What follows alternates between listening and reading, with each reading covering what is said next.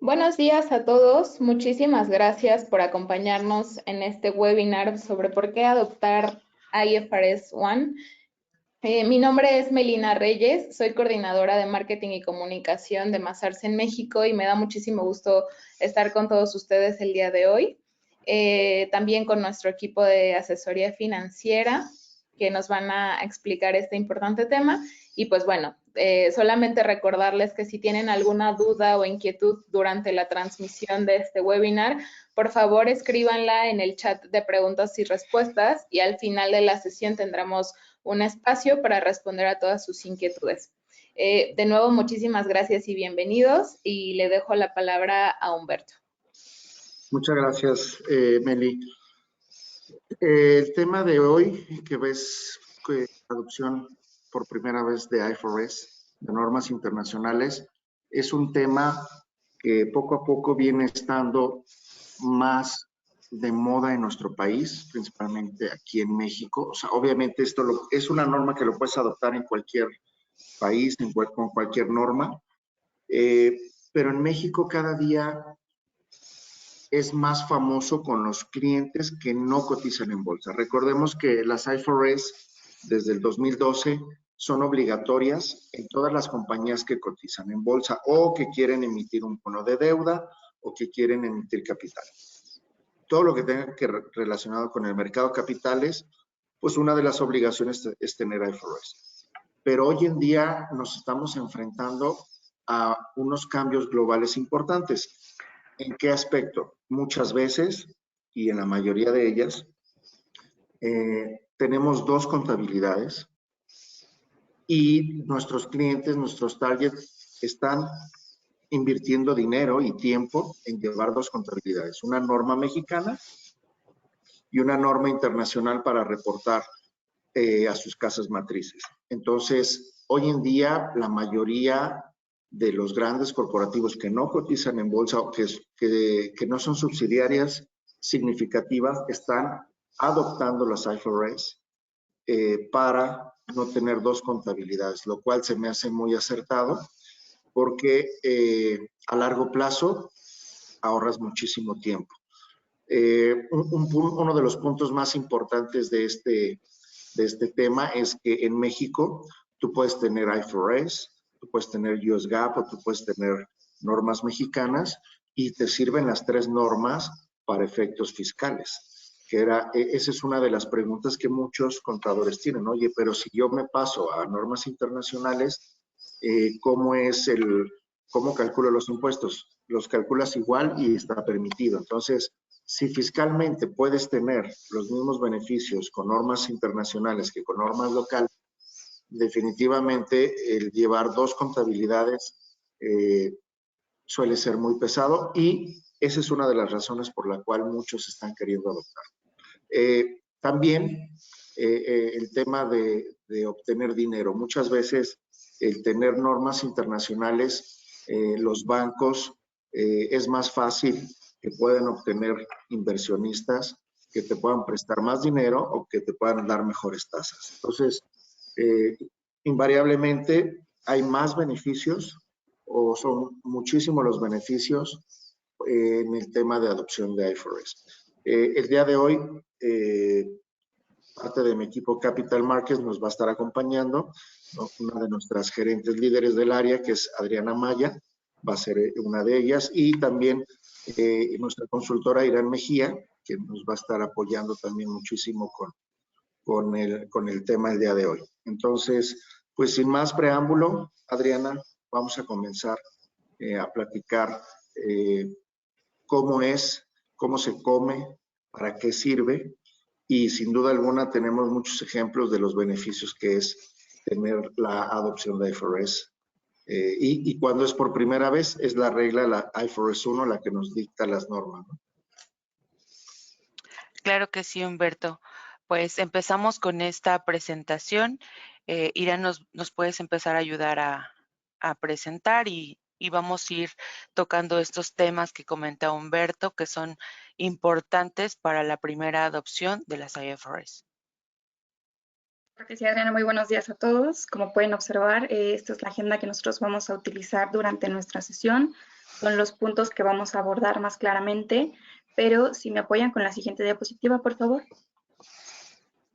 Vamos a comenzar entonces hablando sobre qué es la IFRS 1. Bueno, tenemos que empezar primero a hablar de lo que son las normas de información financiera o IFRS por sus siglas en inglés. Estas normas son el conjunto de estándares internacionales de contabilidad promulgadas por el International Accounting Standards Board, o IASB en inglés, que establece los requisitos de reconocimiento, medición, presentación e información a revelar sobre las transacciones e incluso hechos económicos que afectan a nuestra empresa y que se reflejan en los estados financieros. Dicho lo anterior, la IFRS 1 se refiere a la primera norma emitida por el Consejo de Normas Internacionales de Contabilidad, que es el IASB, como habíamos mencionado anteriormente, para ayudar a las empresas a adoptar las normas internacionales de información financiera por primera vez. Esta norma lo que hace es establecer los principios y procedimientos para la presentación de los estados financieros de una empresa en su primera aplicación a las NIF, que son las normas internacionales de información financiera. Básicamente lo que hacemos es asegurar que los estados financieros sean relevantes, fiables, comparables y comprensibles para todos los usuarios de esta información financiera. La norma establece una serie de requisitos de presentación de información, incluyendo lo que es la reconciliación de los estados financieros previos a la adopción de las normas, con los estados financieros ajustados bajo estas normas y la presentación de notas explicativas con la identificación de los cambios en sus respectivas políticas contables. En resumen, la IFRS 1 es una guía esencial para las empresas que cambian su sistema de contabilidad a las NIF, asegurando una transacción transparente a los nuevos requisitos contables. En la siguiente slide, por favor.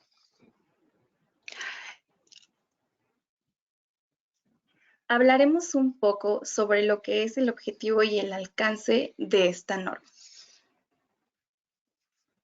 Bueno, el objetivo de la norma es básicamente asegurar que nuestros primeros estados financieros conforme a las NIF de una entidad, así como sus informes financieros intermedios, contengan información de alta calidad que, en primer lugar, sea transparente para los usuarios y comparable para todos los periodos en que se presente.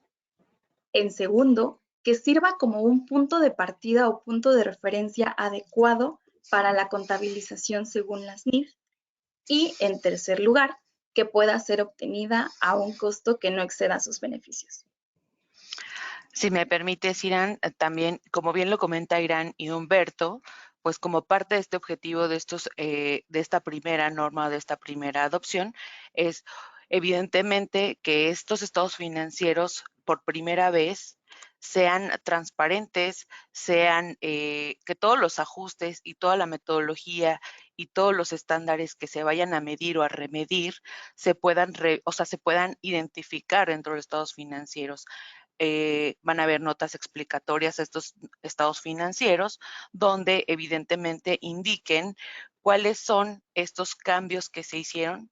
Probablemente no necesariamente haya algunos cambios evidentes, ¿no? Porque si bien algunas normas ya son comparables con las IFRS, hay algunas normatividades de IFRS muy específicas en algunas compañías que no se tienen en las GAAP nacionales o en las US GAAP. Entonces, como primer objetivo es ser transparente en estos primeros estados financieros, que sea entendible para todos los usuarios que puedan tener estos estados financieros, llámese bancos, llámese proveedores, clientes o inversionistas, ¿no? Que puedan entender esta comparabilidad de estos estados financieros, ¿no? Entonces, más adelante hablaremos a qué nos referimos con que sean comparables con estos periodos, ¿no? Más adelante hablaremos sobre esto un poquito más, ahondar por qué es importante mencionar la parte de comparabilidad. ¿De acuerdo? Entonces, Irán, ¿nos ayudas con la siguiente, por favor? Por supuesto. Ahora sí, vamos a empezar a hablar sobre cuál es el alcance de esta norma. Bien, pues una entidad va a aplicar la IFRS 1 en sus primeros estados financieros conforme a las normas internacionales de información financiera y en cada informe financiero intermedio, como ya lo habíamos comentado.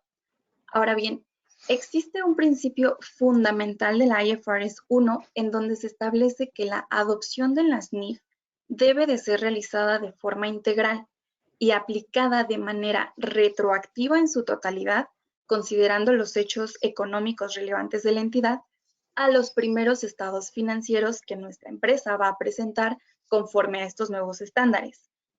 Entonces, aquí vale la pena mencionar que una aplicación retroactiva se refiere a que la adopción de las NIF debe ser realizada de tal manera que los primeros estados financieros que se preparen deben ser como si la entidad siempre hubiese aplicado estos estándares. Adicional a lo que comentas, Irán, también es importante mencionar que su aplicación no nada más es a los primeros estados financieros. Algunas compañías tienen informes financieros intermedios en las cuales presentan también este tipo de información. Entonces, es importante identificar para qué objetivo, para qué finalidad nosotros vamos a iniciar con esta IFRS 1, para que nosotros en ese sentido se pueda hacer un plan, se pueda hacer una estrategia para esta adopción, ¿no? Y que esta adopción sea lo más ordenada, transparente y evidentemente algunas cosas apliquen y algunas cosas no apliquen y no sean relevantes en esta primera adopción, ¿no? Sin embargo, hay algunas otras excepciones que nos da este alcance a las normas, no nada más si tienes estados financieros intermedios, sino si existe alguna excepción o algún paquete de información que necesites solamente emitir. A lo mejor un tema de consolidado, a lo mejor solamente necesites los estados financieros básicos. Entonces, hay que ver este alcance que tú necesitas o que los usuarios requieren para entonces ver cuál será el camino, cuál será la estrategia para poder hacer esta adopción por primera vez. Y qué bueno que lo comentas así, Maya, porque muchos de nuestros clientes nos preguntan, oye, yo nada más tengo la necesidad de reportar una balanza con activos, pasivos, capital, estados, resultados, una balanza de un año o de un periodo que me indique mi corporativo en una norma IFRS a Europa o a donde esté el corporativo. Yo nada más necesito hacer eso. Entonces, ahí es donde ahí la norma te dice, bueno, tú deberías de hacer una conversión, ¿sale? No te aplica, evidentemente no te aplica la IFRS 1. La IFRS 1 es cuando tú quieres emitir estados financieros, los 4 o 5, dependiendo cómo lo quieras presentar, estados básicos más sus notas, y que muchas de las ocasiones también vienen auditados, pero eso no tiene, o sea, el que esté auditado o no esté auditado no tiene nada que ver con la IFRS 1, pero cuando tú quieres emitir estados financieros completitos, ¿sí? Ahí es cuando te aplica la IFRS 1. Cuando tú emites estados financieros, siempre por principio contable vienen comparativos. Entonces, van a tener que ser comparativos en IFRS. No puedes mostrar que los saldos anteriores son con norma mexicana y los actuales son IFRS. Y ahorita vamos a ir a platicar cuáles son las reglas de esa comparabilidad, porque tiene un tema muy específico. Ahora sí que hay que comparar un poquito más de lo normal si fueran unos estados financieros normales. Cuando ya son posteriores a la adopción, sí lo son, que también vamos a platicar de ello. Pero sí, o sea, son dos cosas diferentes. Unas cosas que tú puedas reportar en IFRS es una conversión. Y otro es aplicar la IFRS 1 cuando es adopción por primera vez y emitir estados financieros completitos, ¿no, Maya? Entonces, de entrada es una de las primeras dudas que la gente va a tener. De acuerdo, Humberto, gracias por aclarar. Nos pasamos a la siguiente diapositiva. Muy bien. Ira, ¿nos ayudas con esta diapositiva, por favor? Por supuesto, claro que sí. Bien, el JASP estableció como principio general de adopción por primera vez que se midieran todos los activos y pasivos reconocidos en un estado de situación financiera de apertura, que lo conocemos mejor como ESFA, conforme a las normas de información financiera. Aquí lo que vamos a hacer es utilizar las bases de la medición correspondientes, nuevamente con información comprensible, relevante, fiable y comparable. Es necesario también tener en cuenta que la medición es un proceso de determinación de los importes monetarios por los que reconocemos y llevamos contablemente los elementos de nuestros estados financieros, para que podamos incluirlos correctamente en los mismos.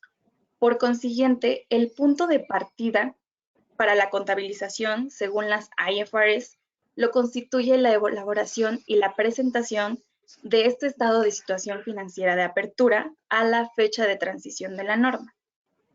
En el ESFA se deben de reconocer o de incorporar las partidas que cumplan con la definición de activo, pasivo y patrimonio. De igual forma, en este se deben de medir todos los activos y pasivos reconocidos conforme a las NIF, utilizando las bases de medición requeridas por las NIF correspondientes. Asimismo, los ajustes que se deriven o que resulten de estas remediciones que se vayan a hacer tanto en el activo como en el pasivo, todos estos ajustes se reconocen directamente en el resultado, en resultados acumulados, ¿no? U otra categoría en el patrimonio, a la fecha, obviamente, de la transición, excepto ciertos activos intangibles adquiridos, ¿no? Hay algunas excepciones que veremos más adelante y que pueden aplicar, pueden no entrar a la fecha de la transición o a la fecha de la implementación. Adelante, Irene. Claro que sí, René, muchas gracias. Si me pueden apoyar con la siguiente diapositiva, vamos entonces aquí a entrar así en materia de lo que son las políticas contables.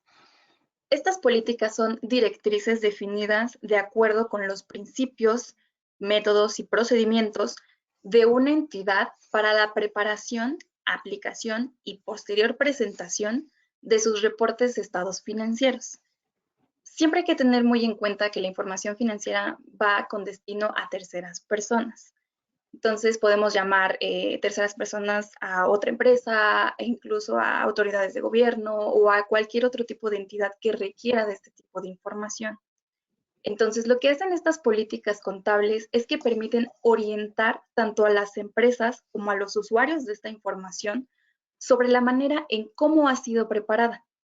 Asimismo, pues garantizan que se ajustan a la realidad de la situación financiera y económica de la entidad que las presenta. Para la elaboración de nuestro ESFA, que era nuestro estado de situación financiera de apertura según la norma, una entidad definirá las políticas contables y las utilizará en todos sus periodos posteriores a la presentación de sus primeros estados financieros ya adoptados por las NIF.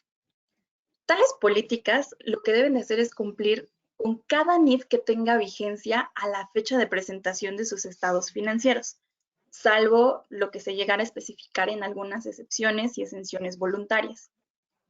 Pero bueno, aquí lo importante también a destacar es que dentro de los aspectos básicos de la norma, las políticas contables que la entidad use en su ESFA pueden diferir de las que se usaba anteriormente en la empresa bajo otros estándares de presentación de información financiera. Entonces, no sé si Maya, aquí quisieras añadir algo respecto a este último punto. Sí, como bien lo dijiste, es importante como primer punto analizar qué políticas contables tiene en específico cada compañía, cada entidad, y de esta manera, como bien lo dijimos al inicio, hay algunas políticas contables que si bien ya están o ya convergen con otras GAAP y que, o sea, que la IFRS converge con, no sé, NIF o US GAAP, probablemente no es necesario hacer tantos cambios o modificaciones en esas políticas contables. Entonces, lo que aquí necesitamos hacer es hacer un análisis de qué políticas contables nos estarían afectando en esta primera implementación, ¿no?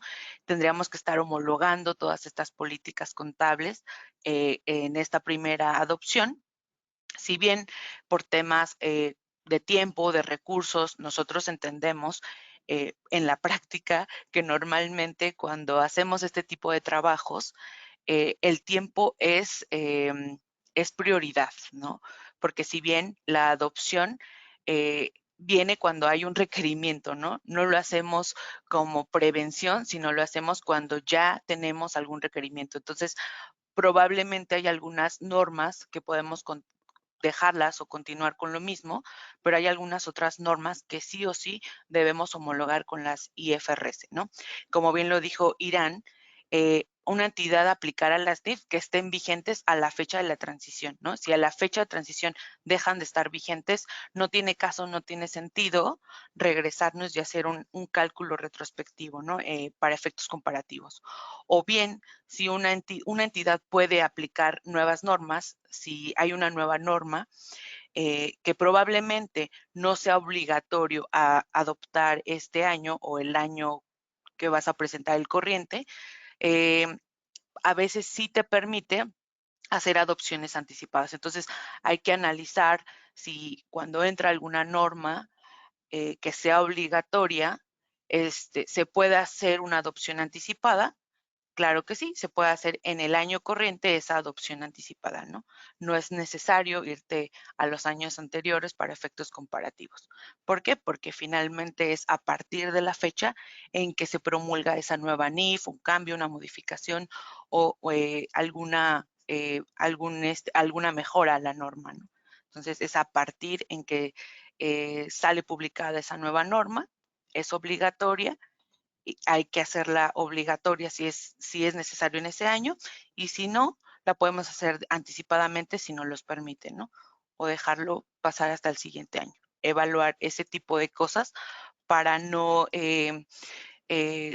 incumplir y también para evitar tiempos, retrasos o cualquier inconveniente que pueda surgir. Y fíjate que el tema de las políticas contables, normalmente cuando estamos haciendo la adopción, bien lo decías, Maya, te enfocas en aquellas áreas donde hay una diferencia de gap. De las recomendaciones que hacemos como consultor es, bueno, si ya vas a hacer la adopción de IFRS, muchos de nuestros clientes aprovechan esta adopción para limpiar la casa, ¿no? Contablemente, dejar partidas depuradas, no nada más, o sea, limpiar no nada más, me refiero a donde hubo diferencia de gap, vamos a dejar el número o la evaluación correcta, sino aprovechan los clientes para también depurar cualquier cuenta que lo necesita. Eso viene terminando, pasando, ¿no? Aprovechando todo el trabajo de esta adopción, porque es un trabajo bastante pesado. Y normalmente se aprovecha para actualizar todas las políticas contables, hasta aquellas donde no tenías diferencia de gap entre norma mexicana y IFRS. La verdad es que también terminan estando muy arcaicas. E incluso ya tienen otras políticas que están aplicando en la práctica y en lo documental no lo tienen. Entonces, este tema de las políticas contables, que aparte va en las primeras notas de los estados financieros, o sea, ahí pones un resumen muy concreto, pero realmente sí se recomienda hacer una documentación robusta de todas las políticas contables que te aplican en tus estados financieros, aprovechando todo el trabajo arduo de la adopción. Adelante. Perfecto. Pues continuamos con la presentación. Irán, ¿nos ayudas, por favor? Claro que sí.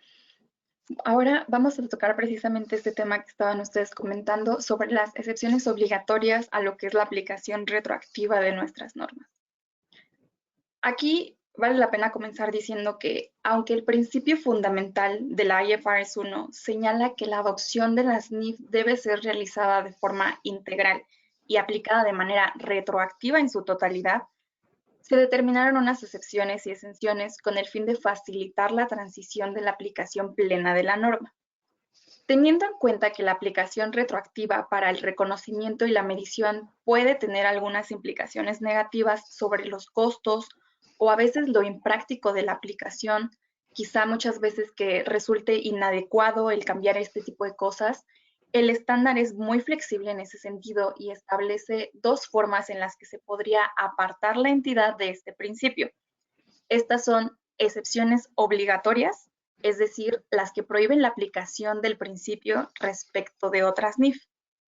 Entonces, dentro de estas excepciones obligatorias a la aplicación retroactiva se incluyen algunas como las que podemos observar en pantalla: estimaciones, baja en cuentas de activos y pasivos financieros, contabilidad de coberturas, también muy popular, las participaciones no controladoras, la clasificación, medición de activos financieros, derivados simplísimos o incluso hasta préstamos del gobierno. Muy bien, Irán. Aquí si quieres, podemos, como los ejemplos que tenemos, podemos a lo mejor hacer un énfasis, como la norma nos menciona, en el tema de las estimaciones. Por ejemplo, a lo mejor para que entendamos un poquito más a qué se refieren estas excepciones obligatorias, si hubiera algún tema en las estimaciones en el año corriente en el que vamos a emitir, que si surgiera algún tema externo donde nos dice o donde nos marca que pudiera haber algún cambio en estas estimaciones, a lo mejor algún cálculo, a lo mejor algún efecto externo que pudiera modificar lo que ya traíamos registrado en estas estimaciones.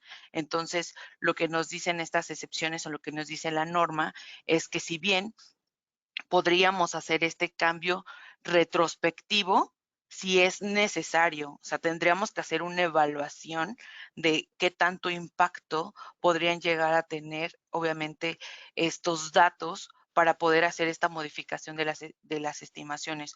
Pero si es una información que recientemente nosotros obtuvimos o que recientemente nosotros conocemos, entonces estas estimaciones se recalcularían a partir del periodo en el que están siendo expuestas, ¿no? Es decir, en el periodo actual.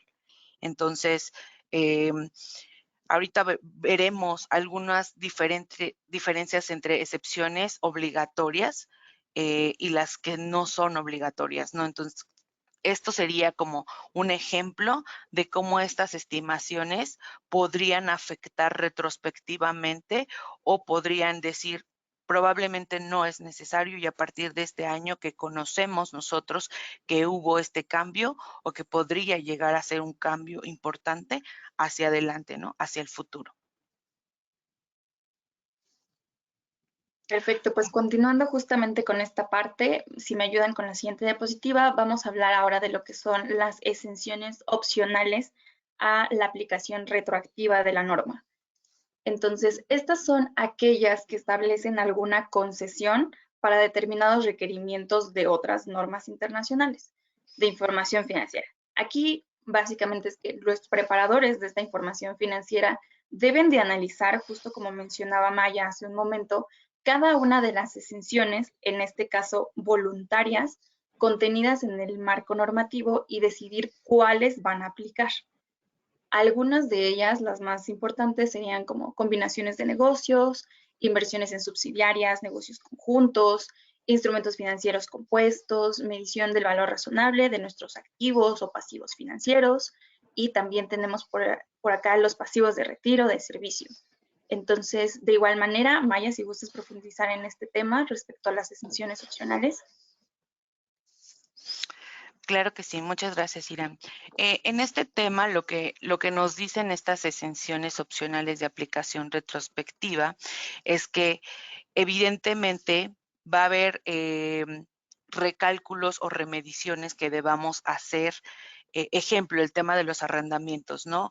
Cuando surgió la adopción de esta nueva norma de IFRS, tenemos que hacer una remedición en el momento en que se adoptaron estas nuevas normas, ¿no? Y si el momento en el que se adoptaron esta nueva norma de arrendamientos que vino a cambiar todo el panorama de cómo se venían registrando estos arrendamientos, en ese momento es cuando nosotros podemos hacer este cambio en el momento actual, podemos hacer el cambio hacia adelante y podemos decir, a partir de ahora vamos a a hacer estos cálculos. O bien, si fuera posterior, tendrías que estar haciendo la remedición con la norma anterior si hubo cambios que debieron de haberse afectado de manera comparativa y desde el momento en que en el momento en el que ocurrió esa primera adopción, ¿no? Entonces, a lo mejor desde el momento en que ocurrió esa primera adopción, hacer una remedición de estos cálculos y en ese momento empezar a correr esos registros, estos ajustes contables y en esa forma se verían comparativas en los estados financieros, ¿no? Humberto, no sé si en esta diapositiva quieres ahondar en alguna otra en específica. Tenemos varias excepciones, temas de combinaciones de negocios, como bien lo dijo. A lo mejor hay transacciones que en el momento en el que surgieron estas transacciones o estas combinaciones de negocios, pues esto se queda hasta el momento en que se hicieron. Si tiene que haber alguna remedición, se tiene que evaluar si es necesario esa remedición, ¿no? Y por un lado te lo pone voluntario la norma, pero también tienes que, o sea, dentro de los primeros pasos de la adopción se hace un diagnóstico, por eso pasaste por las políticas contables primero, porque ahí puedes identificar cuáles tienes diferencia de gap y las que tienes diferencia de gap que son obligatorias, pues las vas a calcular. Pero habrá otras normas que te puedan aplicar voluntariamente, que es lo que ahorita estamos platicando. Entonces, siempre de donde se debe de partir es de un diagnóstico y tienes que, por un lado, separar las exenciones y las excepciones. Entonces, ¿qué recomendamos? Esto es un traje a la medida de cada compañía. Oye, combinación de negocios, no todas las compañías que adoptan IFRS van a tener estos temas. De hecho, son temas muy específicos. Pero normalmente donde sí es uno de los temas que más tienen en común son arrendamientos, IFRS 9, todo el tema de instrumentos financieros. Son de los temas que más empiezan ahí a preguntar qué te conviene o qué no te conviene, ¿no? Realmente, para conclusión, se debe de hacer un diagnóstico y se debe de ir pensando qué te puede beneficiar, qué no te puede beneficiar, ¿no? Realmente es un traje a la medida cada adopción, ¿eh? Se los podemos decir así claramente. Perfecto, muchas gracias, Humberto. Continuamos con la siguiente diapositiva, por favor, Irán. Claro que sí, por supuesto. Bien, Muchas pues gracias. para que una empresa que está adoptando este tipo de presentación de información financiera por primera vez, debe de cumplir con ciertos requerimientos, justamente de presentación de información a revelar. Entonces, estos incluyen, como lo hemos mencionado en repetidas ocasiones, información comparativa, resúmenes históricos y explicación, esto es muy importante, de la transición a las normas de información financiera. Para ello deben de tomar en cuenta pues el cumplimiento de todas las NIF aplicables, como bien mencionaba Humberto hace un momento, las políticas contables que se están utilizando y justo lo que acabamos de hablar, las excepciones o las exenciones a la aplicación retroactiva. Maya, si también nos pudieras apoyar explicando un poco esta parte de la información comparativa. Claro que sí. Como ya lo vimos, uno de los puntos importantes o relevantes dentro de esta nueva transición o esta aplicación de la nueva IFRS es la información comparativa, porque es como de los puntos más relevantes que tenemos que analizar, porque la norma te pide que informes o que presentes estados financieros de forma comparativa y en específico para esta primera adopción nos pide al menos 3 estados financieros, o sea, 3 estados financieros presentados de manera comparativa, que es el saldo inicial del año anterior, el saldo final del año anterior y el saldo final del año actual en el cual estamos reportando. Entonces, estas 3 fechas o estos 3 estados financieros son importantes y son relevantes porque de ahí derivan diferentes ajustes, diferentes aclaraciones dentro de las notas o dentro de los mismos estados financieros que nos van a hacer entender cuál fue la diferencia de la primera adopción, cómo se ven nuestros estados financieros sin la adopción, cómo se ven los estados financieros con la adopción y de forma comparativa contra el año corriente, ¿no? Entonces, igual un poquito más adelante vamos a explicar cuáles son los estados financieros que se deben presentar para efectos de esta primera adopción, ¿no? Lo que nos pide la norma para presentar estos primeros estados financieros. Como bien lo dice también la parte de los resúmenes históricos, o si bien hay notas en las que nos piden revelar qué fue lo que pasó, cuáles fueron las principales adopciones, si hubo algún ajuste retrospectivo que pudo haber cambiado estos estados financieros como un restatement. Eso también lo tenemos que revelar en los estados financieros y presentarlos, así como toda la explicación de esta transición de la norma, ¿no? Que ahorita igual más adelante vamos a ver un ejemplo y vamos a ver más específicamente cómo se debe de dar esta transición o qué debemos explicar dentro de esta transición de la nueva norma, ¿no? Pero lo más importante y lo más relevante es la información comparativa que debemos presentar en estos primeros estados financieros, ¿no? Cómo se ven o cómo se deben de ver visualmente para los usuarios que presentan esta primera norma o que necesitan revisar esta nueva norma. Exacto, esta diapositiva, sí. Por eso pedí que la pusieran, Maya, porque va de la mano con todo lo que estás explicando. Aquí se puede ver ya muy concreto de los estados financieros básicos, cuántos se tienen que presentar, comparativos, y eso hace que también el proceso de la conversión y de la adopción sea de 3 años prácticamente. O sea, si tenemos que recalcular alguna diferencia de gap, alguna excepción, son 3 periodos los que tenemos que estarlo calculando porque así nos lo pide la norma presentar en esta cuestión el balance general, ¿no? Los demás sí te lo pide comparativo, pero el balance general sí te pide eso. Aparte en las notas, cuando estás haciendo la adopción por primera vez, tienes que poner todas las diferencias, ya sea de gap o de limpieza. En una de las notas tienes que explicar cada ajuste. Entonces, eso también es muy extenso y no es por 2 años, tienes que calcular prácticamente los 3 años. Aquí les quisiera comentar algo que normalmente pasa en México, porque es una regla que nos pone la Comisión Nacional Bancaria.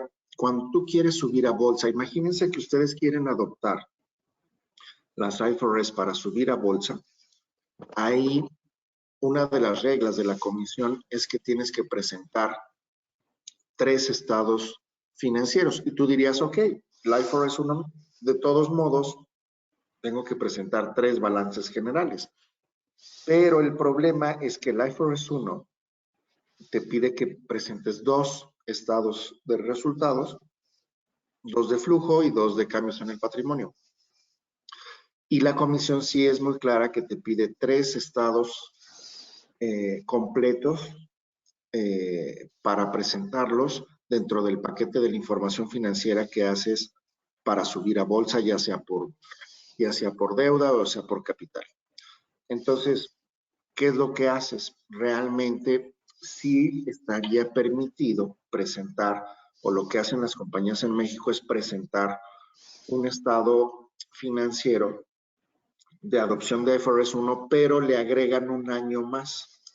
Es decir, si tú quisieras presentar 3 estados de resultados, tú adoptas un año más atrás y presentas, ahora sí, tú presentas 3 estados o 3 balances, 3 de resultados, 3 de flujo, 3 de cambios en el patrimonio, y así lo mencionas. Te estás yendo a prácticamente analizar 4 años, que es lo de esto va un poquito separado, o sea, esto no te obliga al IFRS 1, pero si lo quieres adoptar para subir a bolsa, te piden 3 periodos comparativos. Entonces, de las dos opciones es o haces un paquete de información financiera con IFRS 1 puro, o sea, como lo muestra la diapositiva que estamos viendo, y aparte un estado financiero comparativo ya de los años siguientes, donde no se menciona la adopción, ¿no? Entonces, o lo haces en uno solo y presentas 3 de cada uno. Pero sí, para aquellos en México que estén buscando la adopción de las IFRS, sí se tiene que considerar un año más, ¿no? Esto es muy importante recalcarlo y que lo sepan. Que sería lo ideal, ¿no, Humberto? O sea, realmente, pues si ya estás haciendo todo el trabajo, si ya estás haciendo toda la inversión, pues mejor presentar y tener estos estados financieros por cualquier tema y que sean más claros, más transparentes, ¿no? Así es. O sea, porque al final del día sigue habiendo compañías que necesitan adoptar esto por, como decías, Maya, por compliance, porque quieres ir a bolsa. Entonces, es importante que sepan que para ir a bolsa tienes que adoptar todavía un año antes, o sea, para que puedas presentar 3 estados financieros completos. Pero para los que no están obligados a ir a bolsa, realmente con el IFRS 1 normal lo estarías estarías cumpliendo perfectamente. Cubriendo. Perfecto. Adelante. Gracias. Si me apoya con la siguiente diapositiva, por favor. En ella podemos observar un resumen básicamente de todo lo que hemos platicado hasta el momento, centrándonos en los primeros estados financieros conforme a las normas internacionales de información financiera. Estos, como ya lo hemos comentado, pues son los primeros estados financieros anuales en los cuales una entidad adopta a las NIF mediante una declaración, esto es muy importante, explícita y sin reservas, contenida en estos estados financieros, pues obviamente dando cumplimiento a la norma. Entonces, pues para cumplir con la IFRS 1, como bien mencionaba Humberto y Maya, los primeros estados financieros conforme a las NIF deben de incluir al menos 3 estados de situación financiera, 2 estados de resultados integral, 2 de flujo de efectivo, 2 de cambios en el capital contable y súper importante, las notas correspondientes, incluyendo información comparativa. Exacto. Normalmente donde siempre tenemos información que explicar dentro de esta transición es básicamente en los flujos de efectivo, ¿no? Entonces, como bien lo decía hace rato Humberto, a lo mejor solamente nos piden 2 estados financieros, sin embargo, al momento de nosotros hacer la preparación del estado de flujo de efectivos, invariablemente tenemos que irnos un poquito más atrás hacia los 3 estados financieros, indagar sobre estos flujos de efectivo, que por aquí es donde pasa toda la operación. Entonces, básicamente es súper relevante tener este estado de flujo de efectivo, sí, por los 3 años. No es obligatorio, como lo dijimos, pero es necesario para que también nosotros estemos tranquilos de cómo fue el flujo o cómo se llevó a cabo toda esa transición de este flujo de efectivo, ¿no? Entonces, aquí en este ejemplo estamos diciendo que pues se tiene que presentar 1 de enero de 2019, estado de resultados por los 3 años, que es 1 de enero de 2019, 31 de diciembre de 2019 y 31 de diciembre de 2020, ¿no? Que es el año corriente. Normalmente así te lo pide la norma, como 1 de enero de 2019, sin embargo, pues finalmente es 31 de diciembre de 2018, ¿no? Entonces, básicamente son los últimos 3 estados financieros los cuales debemos de presentar y en las notas aclaratorias hacer toda esta explicación de esta transición por primera vez y que afectó a todos estos estados de resultados, ¿no? En el activo, en el pasivo, en el capital, en el estado de resultados y en los flujos, evidentemente, ¿no? Comparados con las CAP anterior. Adelante, Irán. ¿Podemos pasar a la siguiente?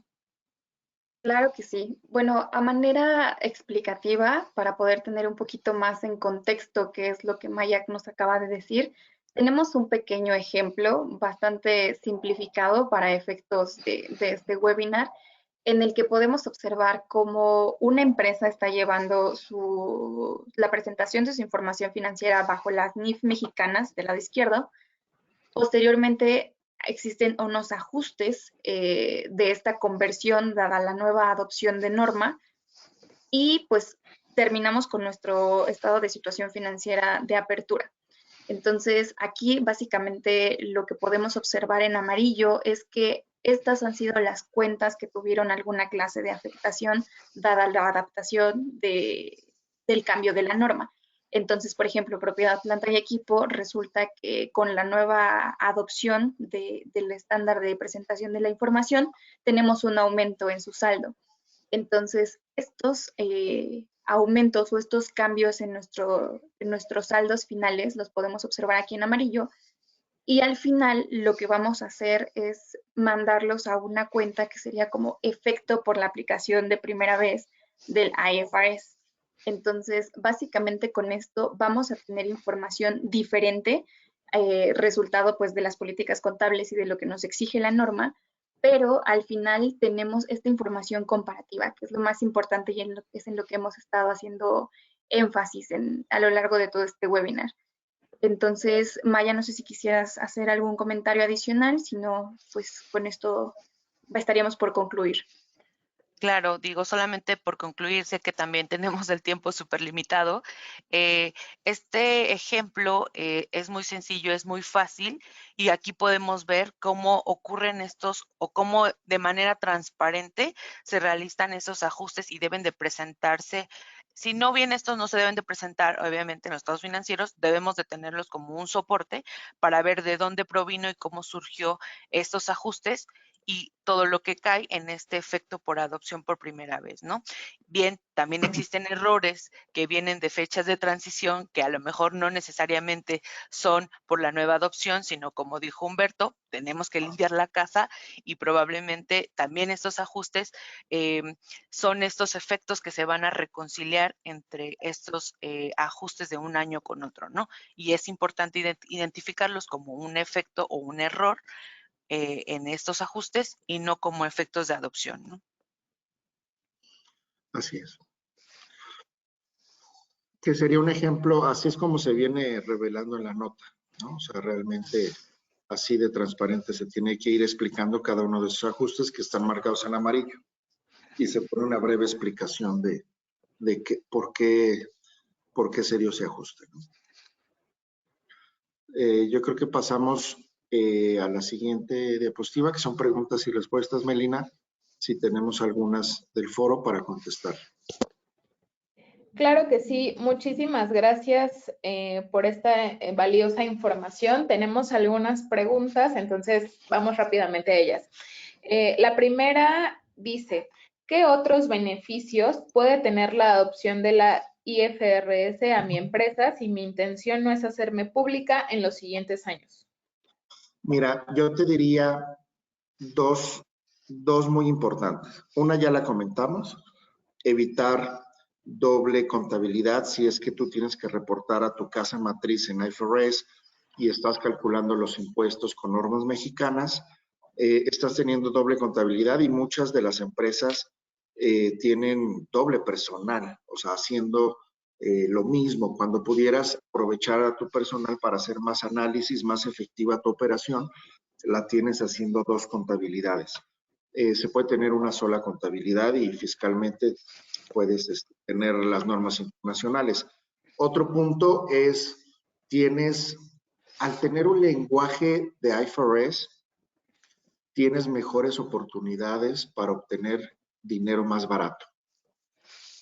O sea, si bien la bolsa es un medio para obtener financiamiento, los bancos también, al ver que tienes normas internacionales, pudieran darte mejores créditos, tanto de tasa como de monto. ¿Por qué? Porque al final del día, cuando los bancos hacen esa recolección de inversionistas para prestarte dinero, les estás dando un lenguaje que ellos también pudieran estar hablando si son inversionistas de otros países. Entonces, realmente estarías hablando el idioma internacional financieramente para que te puedan entender cuál es tu situación actual, ¿no? Esas para mí serían esas dos, aparte del tema de subir a bolsa. No sé, equipo, si ustedes tengan ahí alguna otra en mente. Sí, concordamos contigo definitivamente. Disminución de la carga administrativa es una de las principales beneficios que puede tener esta primera adopción, el no tener esta doble contabilidad, el tema de inversiones y que los clientes, proveedores, te vean con otros ojos, con otra cara internacional. Creo que eso es importante, ¿no? El que te des a conocer que ya estás adoptando estas nuevas normas y que puedes entrar a mercados internacionales sin ningún problema. Muchísimas gracias. Tenemos otra pregunta que dice, ¿existe alguna repercusión o diferencia fiscal con Hacienda al adoptar las IFRS? No, ninguna. O sea, de hecho, tú puedes tener tu contabilidad en IFRS, US GAAP y norma mexicana y estar calculando tus impuestos sin ningún problema. Si bien hay algunos cambios en algunas NIF, por ejemplo, la parte de los diferidos en el tema de la PTU o algunos otros cambios importantes, no son relevantes y esos pueden adaptarse perfectamente cuando presentes tus impuestos o tus declaraciones al Hacienda, ¿no? O al SAT. Perfecto, muchas gracias. Creo que tenemos tiempo todavía de una pregunta más. ¿Cuáles son algunas de las diferencias más relevantes que existen entre IFRS y NIF? Sí, como bien lo comentamos, o sea, no, si bien hay una homologación ya o hay una convergencia entre NIF e IFRS y hay muchas que ya están dentro de las NIF, ya están adoptadas, pero hay algunas partidas en específicas, algunos rubros en específico que creemos o consideramos que son relevantes. Este es un tema muy amplio, que esto lo podríamos ver en un webinar adicional. Sin embargo, algunos puntualmente que podemos ver que son principales sería activos fijos o propiedad, planta y equipo, que uno de las diferencias importantes y un beneficio importante es el tema del valor razonable en estos activos, ¿no? La IFRS te permite la evaluación de estos activos a valor razonable, sin embargo, la NIF te da un modelo de costo. ¿Cuál es la diferencia esencial?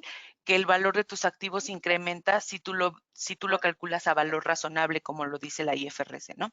Entonces, en pocas palabras, sí hay beneficios en algunos, en la norma y algunos cambios, temas de deterioro, temas de pasivos, provisiones, que son, digo, los más comunes que nosotros hemos identificado, los temas de impuestos diferidos, temas de beneficios a los empleados, que como bien decía, la PTU o los beneficios a los empleados son más, a lo mejor en la PTU diferida no te permite reconocerlo dentro del impuesto diferido, pero para las NIF mexicanas sí, ¿no? Entonces, hay varios cambios que deberíamos analizar a la medida de cada compañía y evaluar efectivamente, como al principio de cada uno, evaluar si tu necesidad no es subir a bolsa, se tienen que evaluar y tienen que decir cuáles son los pros y los contras de la aplicación de estas nuevas normas, ¿no?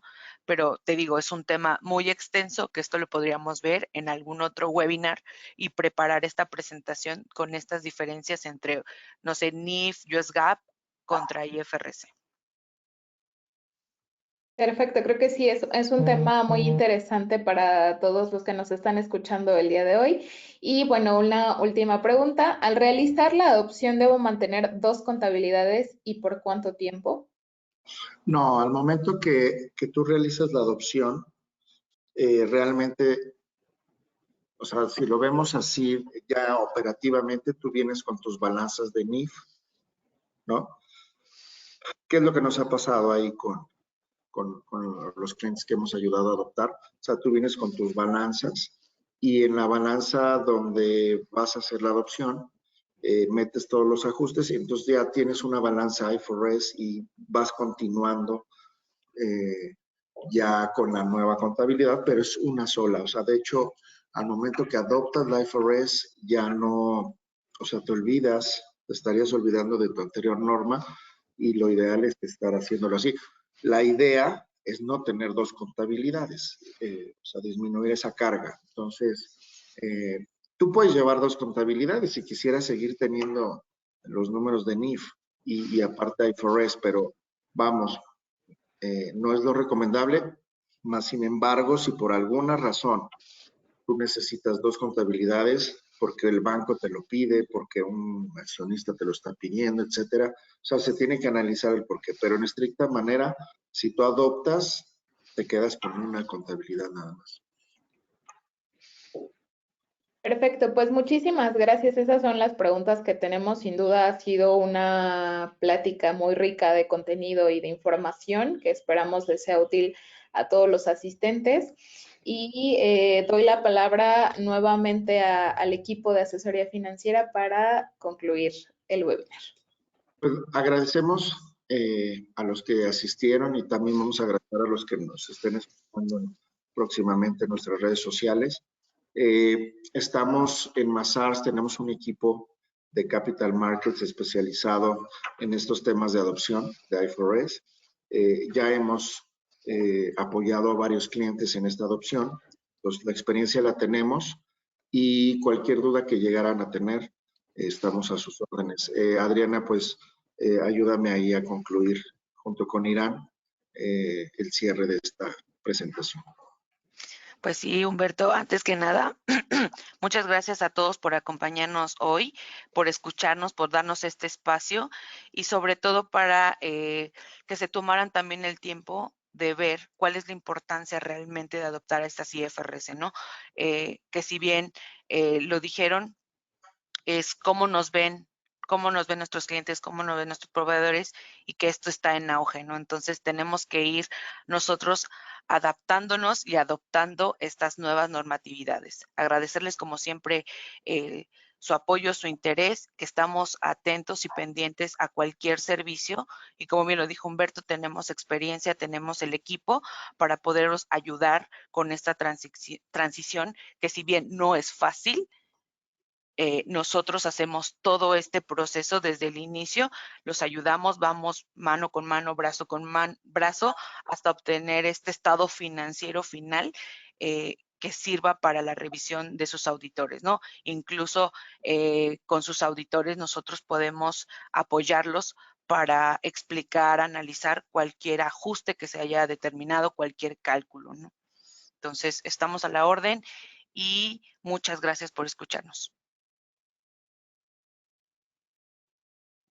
Gracias. Pues ya para finalizar, de igual manera, el equipo de Capital Markets, a través de su departamento de Financial Advisory, les agradece por su participación en este webinar.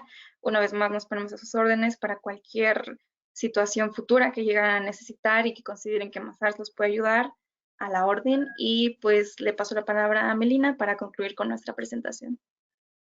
Muchísimas gracias, equipo de asesoría financiera. Como dije, ¿no? Ha sido un tema muy interesante y creo que podremos abordar algunos de los temas que mencionamos y que dan tela para más webinars. Sin duda los estaremos invitando con muchísimo gusto. Les deseamos a todos un excelente inicio de semana y muchísimas gracias. Seguimos en comunicación. Hasta luego. Gracias. Gracias, bye.